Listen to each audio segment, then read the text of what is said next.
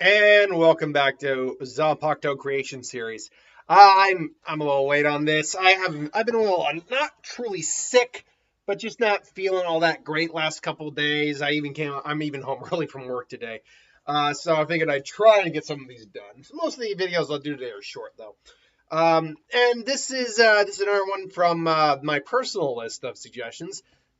Toph from Avatar: The Last Airbender. Toph was one of the. She wasn't the fourth. She was the. Let's see, one, two, three, four, five, six. I think she was the seventh one I ended up doing. And Toph is like a fan favorite of everyone. And I knew I wanted to kind of dig a little bit into the lore of the show a little bit, kind of fan service it a little bit, but not exactly. So I ultimately came up with this, I think, a pretty cool idea for her Zanpakuto. Her Zanpakuto would be a keto sound type Zanpakuto. Its standard Zanpakuto seal form would actually also be a wakizashi. I do not see her being. I see her actually, especially when we see her in the flashbacks from Korra, or if you want to get technical, the flash forwards of her as a young adult. She looks a bit like a soy phone type, and she ran her own organization, the Metal Bender Corp, and all that. So I like the idea she would have a wakizashi, more like a bit more of an assassin type, although she is very much a straight head-on fighter. Its release would be shake, seismic shock waves, sound waves. That's how that works. Its Shikai's name would be Violent Sight, which translates, roughly speaking, into Boryoku Tekina Koike, or technically Shirayoko. Could technically be either, so it could either be Boryuko Tenkino Koke or Boryuku Tenkina Shirayoko. It could be one of the two. Its Bankai would be Blind Badger's Outburst, which roughly speaking translates out to Momoko Momoko Enaguma no Bakuhatsu, or Momoku Tanuki no Hatsu, roughly, or no Bakuhatsu, roughly speaking. Take your pick of which one you prefer. Obviously, now the spirit of the Zanpakuto would be the Badger Mole, Badger Mole. I love the idea of it being the Badger Mole. These beings helped her become who she was, taught her, so it would make sense that these beings would be ingrained on her soul, would be embedded in there.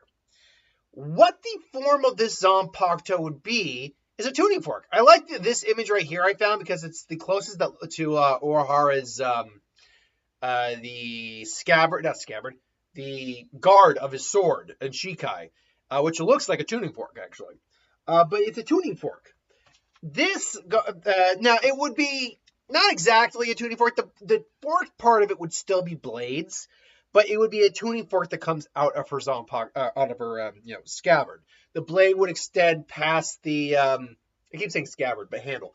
The blade would extend past her guard and then turn into the tuning fork. Now, the ability of the Zanpakuto would be to constantly let out vibrations. Now, if the sword is motionless, stationary, it's not really vibrating at all. But as soon as it starts moving, it vibrates. And the more it smashes into things, the more it moves, the more it comes into contact with things, the more vibrations it has.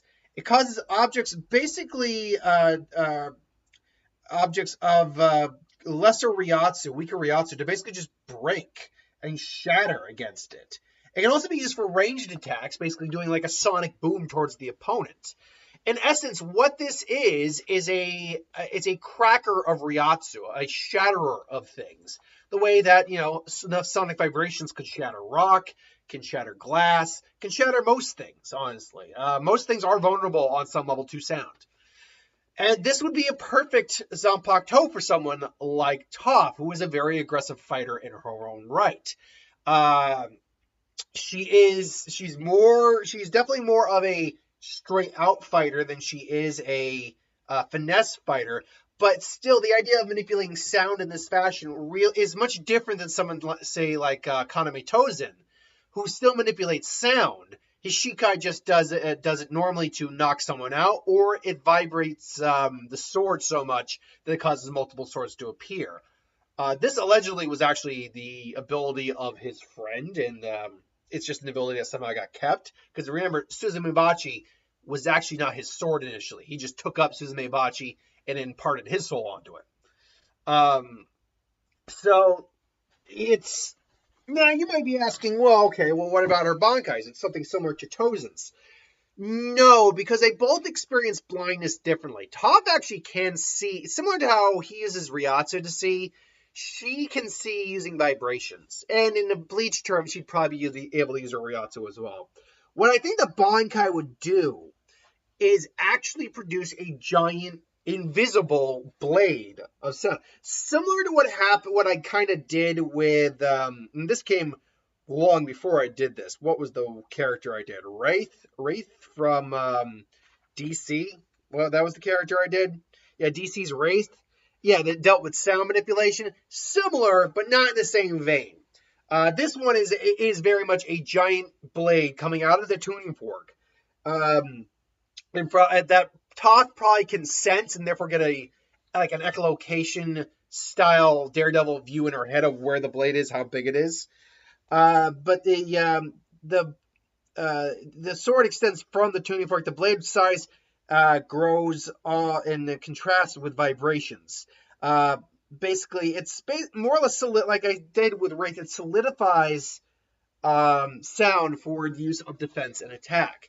And basically, you've got just this concentrated blade of like solidified sound that if it strikes, it may just shatter whatever it's touching. If something strikes against it, if it's too weak, it won't just get blown back. It can also shatter against it. This is a very powerful Zanpakuto. However, it's like any other Bleach scenario where it's Ryatsu versus Ryatsu.